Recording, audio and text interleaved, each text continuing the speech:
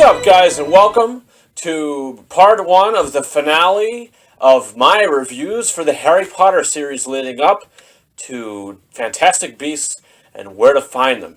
And this is, as I have mentioned, part one. It's Harry Potter and the Deathly Hallows, part one. Harry, Ron, and Hermione hunt for the missing pieces to Voldemort's soul, aka the Horcruxes, as Lord Voldemort grows his army. I would say that this one is the most mature Harry Potter film by far. I think since, we don't really have a lot of sort of adventure going on. We have a lot of this nitty-gritty, getting down to it. These three characters, Harry, Ron, and Hermione, like I said, they're off. They're on their own, looking for these Horcruxes, and they really have no idea where any of them are. We don't see Hogwarts in this movie. This is the only Harry Potter film that we don't see Hogwarts. And it really has a different kind of feel to it.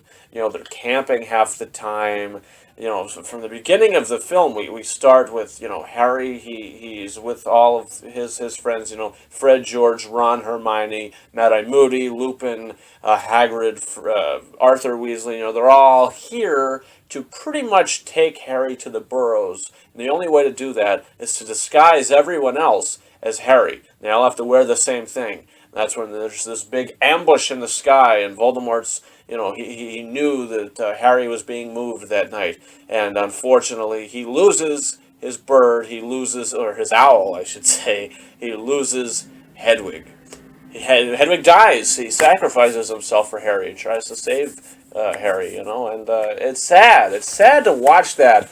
Just the sound effects that they put in there. The bird goes, I don't know why I call him a bird. The owl, he goes, or something like that, as he gets shot and just falls to his death. It's very sad. It's very dark stuff. Like I said, this is the most mature Harry Potter film. And we see Dolores Umbridge in this one again. She is now a big part of the Ministry of Magic, and she, spoiler warning if I hadn't done it already, she has one of Voldemort's Horcruxes. So, after that whole big sequence at the Ministry, which is very entertaining and very fun to watch, and the action is very, very nice, how they use the Polyjuice Potion and they transfer into other people for a little while. That was fun to see. They get the Horcrux, and this is when they go into the woods. The locket. They get the locket, they go into the woods, and they stay there for about a half hour of the film. They're camping, trying to figure out a way to destroy this thing. Harry, Ron, and Hermione, they're in their most vulnerable state. Even they have a falling out in the film. They put the Horcrux on, and it makes them get very angry and very tense. And that causes tension between the characters, and it causes arguments between, particularly, Harry and Ron. They separate during the film. They have a separation, but then they all join back together. They go to Luna Lovegood's father's house.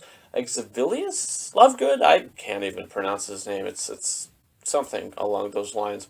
And he tells the three about the Deathly Hallows, the Elder Wand, the Resurrection Stone, and the Cloak of Invisibility. And again, there's another Death Eater attack. So they get back to the forest, they apparate back to the forest, and there's these Snatchers now, and they have to run from the Snatchers, and it's very fast-paced, and this chase sequence is shot wonderfully. And this leads to the very dark climax of the film, where Harry, Ron, and Hermione are captured and they're taken to Malfoy Manor, where Bellatrix Lestrange is there and torturing Hermione. But, luckily enough, Dobby comes, saves the three, but ultimately doing so, sacrifices himself, and we have another death in the film. Dobby bites the dust, and it is so excruciatingly painful to watch this, because he was such a nice little happy character in the Chamber of Secrets.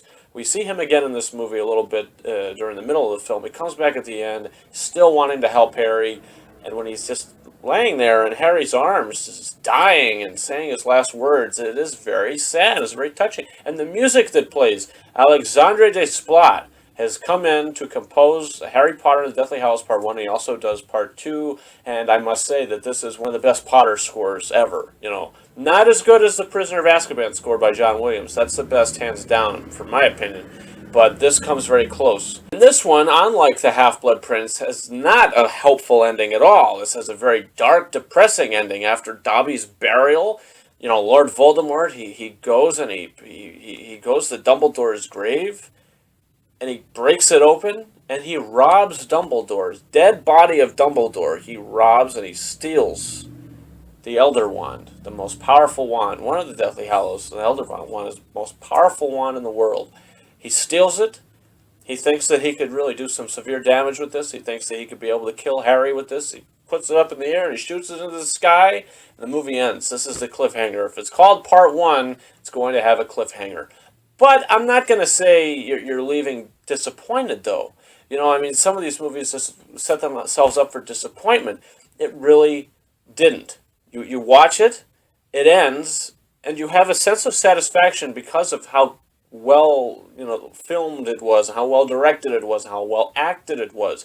Now I gotta say, when they are in the woods for that half hour, sort of just like camping and figuring out where some of these Horcruxes are and what to do, the film is not as fast paced as some of these action sequences are, but that's okay. The slow burn really leads to something in the future. So overall, I'll be giving Harry Potter and the Deathly Hallows Part 1 4 out of 5 stars. I do really enjoy the film. It's fun to watch. The score is really good. Guys, what do you think about Harry Potter and the Deathly Hallows Part 1? Comment below. Are you excited for Fantastic Beasts? Also, if you've been watching my Harry Potter reviews, I'll be giving away the digital copy code to Harry Potter and the Deathly Hallows Part 1. I bought the special editions on Blu-ray.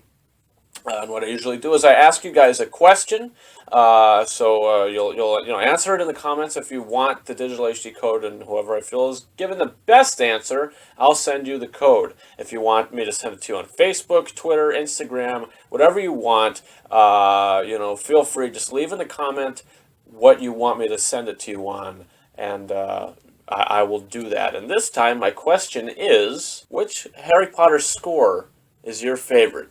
And of all the 8, is it one of the John Williams? Is it one of the Nicholas Hooper scores? Is it one of the Alexander Desplat scores? Patrick Doyle's Goblet of Fire score? Which is your favorite? The whole thing, not just one track, but the whole score out of all 8. Which one is your favorite? Comment below and tell me why. And hey, maybe you'll get the digital HD code. Guys, you can follow me on Facebook and Twitter. The links to those are in the description of this video. You can also follow me on Snapchat at RyanKing72, on Instagram at KingArises131. Guys, you can be expecting my review for Harry Potter and the Deathly Hallows Part 2. That's going to be up tomorrow, so stay tuned for that. It's very exciting. And I do have a piece of, sort of prop. Not necessarily prop, but it's a bit of merchandise that I've had for some time from the film. This is the Elder Wand. This is the wand that the most powerful wand in the world. So that's it. I just wanted to show you guys. It's pretty cool. You go around and have some fun. So yeah, guys, that's about it. Thank you very much for watching my review for Harry Potter and the Deathly Hallows Part 1. Over and out.